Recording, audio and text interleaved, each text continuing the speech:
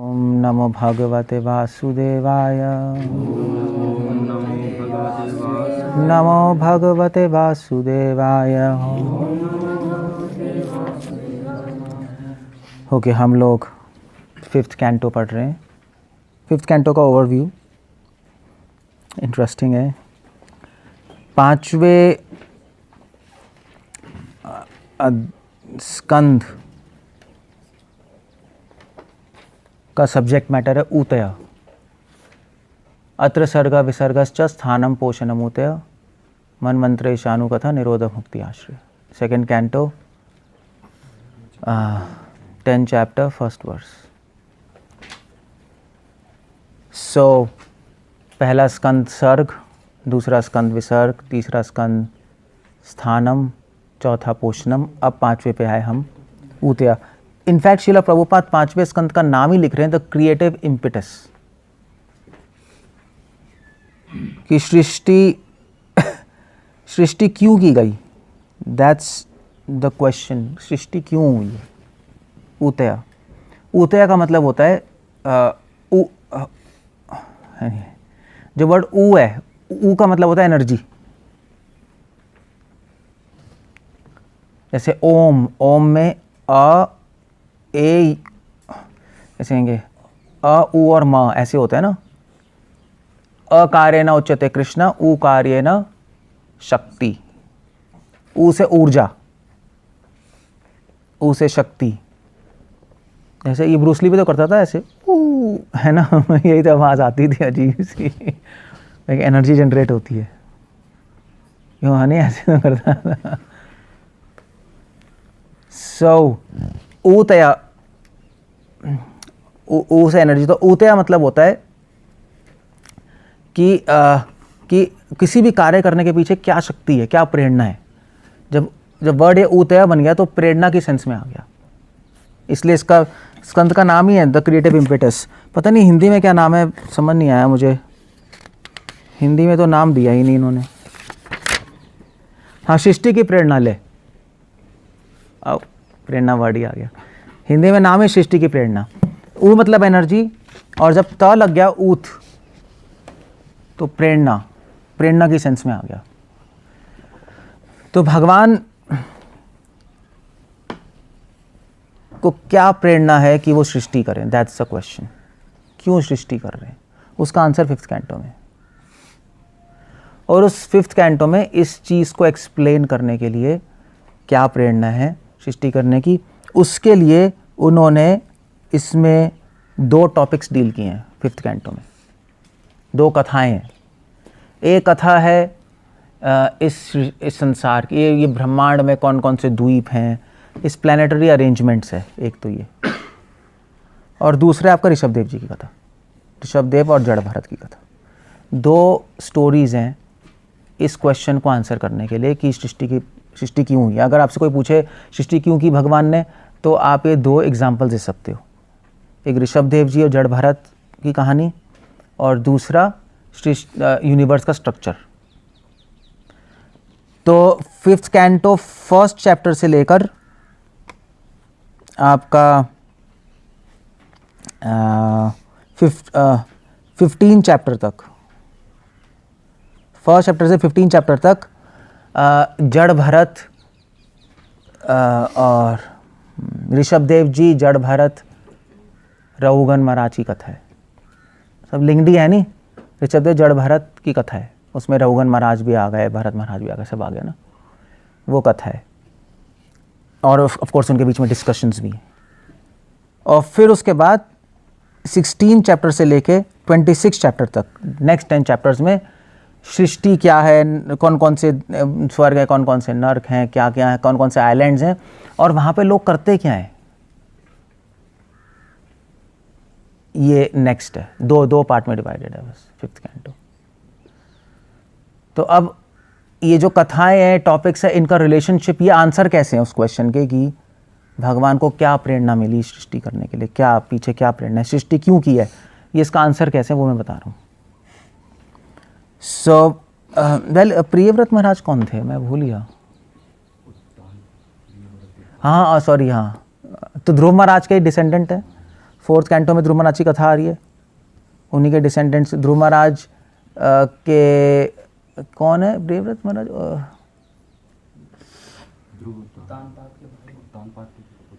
उत्तानपाद के उत्तानपाद कौन है? ध्रुव महाराज के पिता, ध्रुव महाराज के बेटे थे। ध्रुव महाराज के पिता थे ना प्रियव्रत, प्रियव्रत वो भाई थे उत्तानपाद। उत्तानपाद कौन है? ध्रुव महाराज के पिता। अरे पिताजी, अच्छा। ये हो गया, इंटरेस्टिंग। हाँ, क्या है? अच्छा अच्छा और सुनीति से भी ध्रुव महाराज, सुरुचि से उत्तम। अच्छा अच्छा अच्छा अच्छा।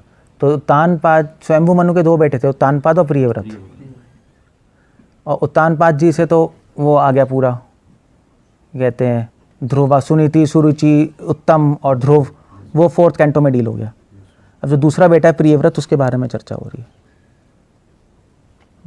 प्रियव्रत महाराज के ही उसके अंदर आ रहे हैं ऋषभ देव जी, जड़ भरत जी, भरत महाराज, वो उनके वो आ रहे हैं, ठीक है ना। सो एनीवे, सो पॉइंट ये है कि ऋषभ देव जी की जो लाइफ है और जो उनकी टीचिंग्स है भरत महाराज के लिए।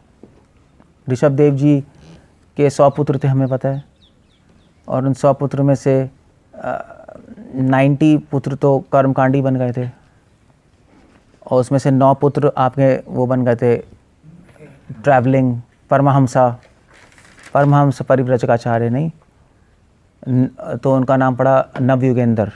9 लोग, 9 डिवोटीज, और लास्ट भरत महाराज जो पूरे पृथ्वी के राजा बने। ऋषभ देव जी ने टीचिंग्स दी भरत महाराज को, और वो टीचिंग्स का क्रक्स ये था, उसका सार ये था, उन सारी टीचिंग्स का सार ये है कि इस संसार से वैराग्य उत्पन्न करो। यही चल रहा है। नायम देहोदय भाजाम लोके कष्टान कामान हरते विद्भुजाम, ये सारे पुंसम श्रिया मिथुनी भावम इसी में आता है ना, तपो दिव्यम, सब यही चल रहा है, वैराग्य। और उन्होंने अपने आचरण से भी दिखाया परम वैराग्य। इतने बड़े राजाओं के ऋषभ देव जी निकल गए, कपड़े भी नहीं पहने, पद पे पत्थर मार रहे हैं बच्चे, यूरिन कर रहे हैं, कोई प्रॉब्लम नहीं है। अगर आप पे कोई पेशाब करे तो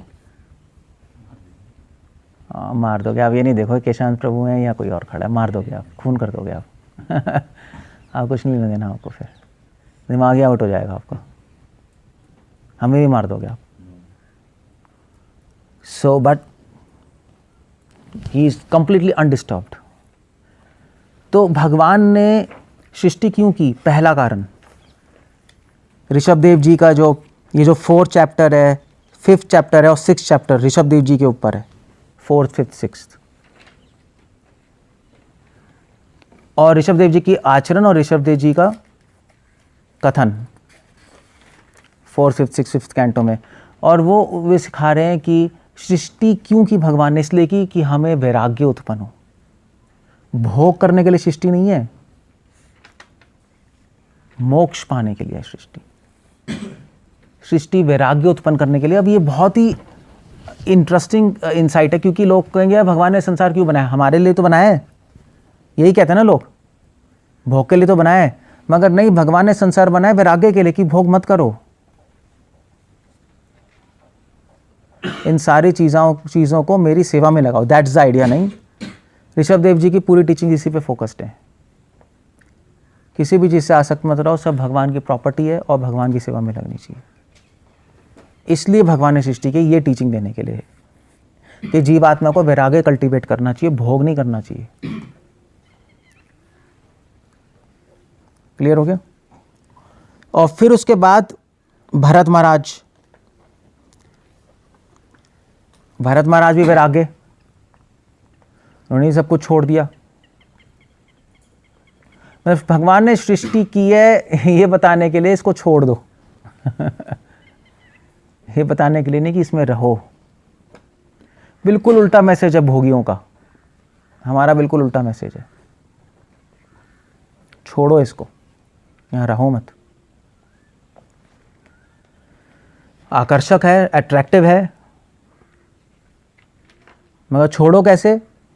इसी को जहां तक हो सके इसको मेरी सेवा में लगाकर प्रेम उत्पन्न करो और छोड़ दो और मेरे पास आ जाओ, क्योंकि वैकुंठ और ज़्यादा अट्रैक्टिव है। क्लियर है अल्टीमेटली ये मैसेज देने के लिए। वैराग्य, वो भी वैराग्य, ऋषभदेव जी भी वैराग्य, और जड़ भरत तो वैराग्य का एम्बलम ही है, वैराग्य प्रधान ही है जड़ भरत तो। So that's the idea there. यहाँ पर जड़ भरत रहुगण के बीच में जो डिस्कशंस हुई उसमें भी वैराग्य है। सो ये आइडिया है, ये जो पहला जो टॉपिक है कि सृष्टि का प्रेरणा क्या है। सृष्टि की प्रेरणा है कि हमारी भोग वासना कम हो और वैराग्य उत्पन्न हो, निरासक्ति हो इस संसार से, इसलिए सृष्टि की गई है। अब वहाँ पे क्वेश्चन आता है कि भाई आपने मतलब आप भगवान से कहोगे भगवान आपने फिर इस सृष्टि को इतना ज़्यादा आकर्षक और ऐसा क्यों बनाया कि हमारा नहीं, मतलब हमारा मन ही करता रहे भोग करने का, और फिर आप कह रहे हैं वैराग्य। एक वो थी, एक बचपन में एक मूवी देखी थी मैंने, द डेविल्स एडवोकेट, बहुत पुरानी। तो उसमें शैतान था। तो ये था आपका निकोलस क्या, हाँ निकोल केज, हाँ। तो वो उससे कह रहा था, वो शैतान कहता है कि तेरे साले भगवान गंदे हैं, कमीने हैं। पहले तो उसने हमारी जीभ बनाई, स्वाद दिया, और कहता है स्वाद कंट्रोल करो। आँख बनाई, इतनी आकर्षक सुंदर चीज़ें बनाई, फिर कहते देखो मत। तो ये क्या हो रहा है, मतलब he was like just saying. So भोगी लोग यही कहते हैं, एथिस्ट यही कहते हैं, उनका आर्ग्यूमेंट यही है। सो इसलिए इसमें एक चैप्टर आ रहा है, फिर 14 चैप्टर है, the material world as a great forest of enjoyment. कौन सा है, क्या है ये 14 चैप्टर, ये इंटरेस्टिंग। भौतिक संसार भोग का एक विकट वन है,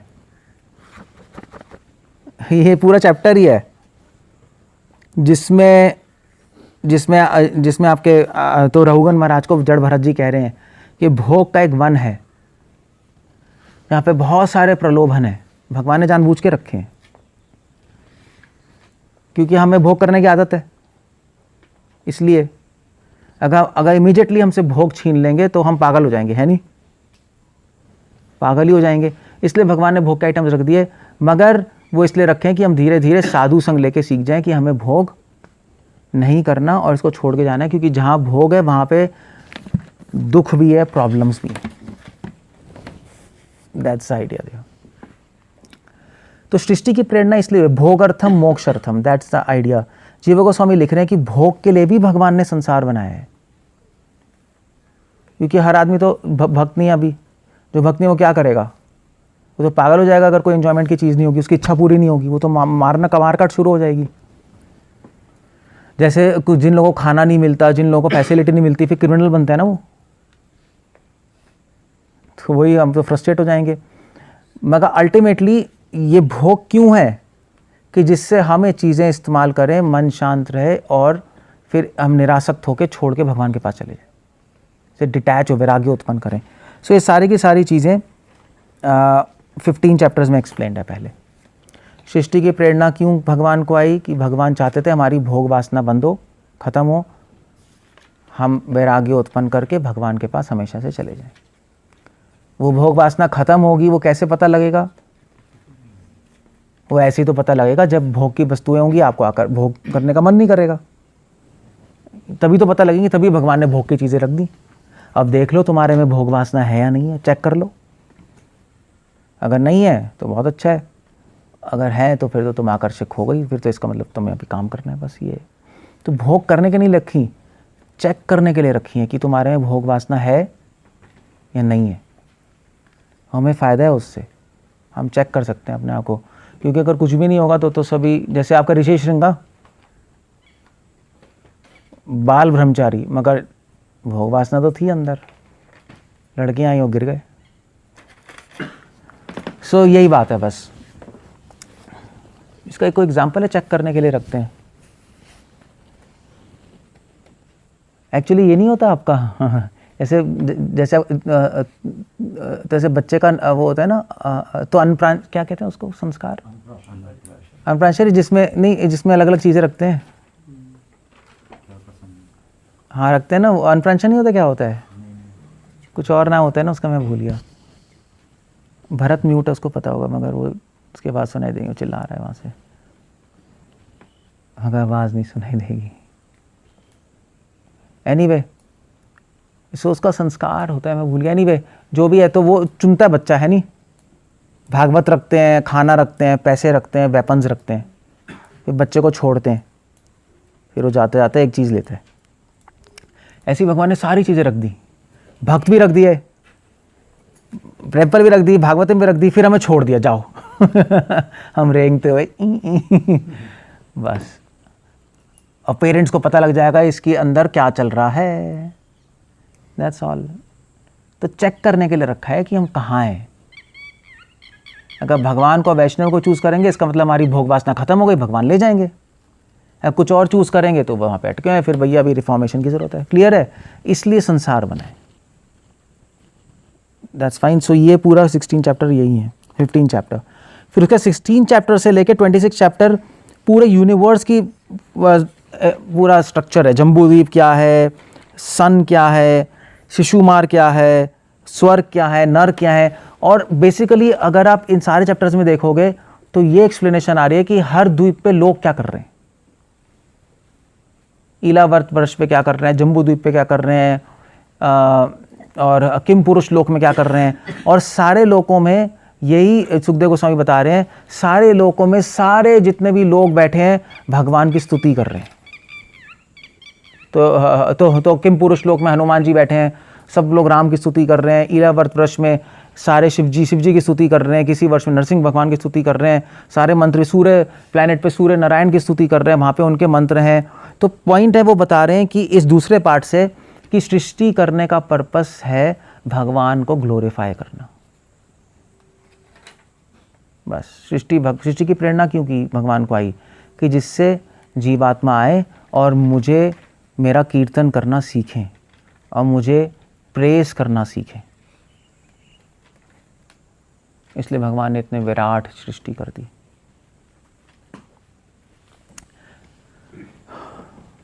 सो दो कारण है सृष्टि की प्रेरणा के, एक वैराग्य, एक है कीर्तन।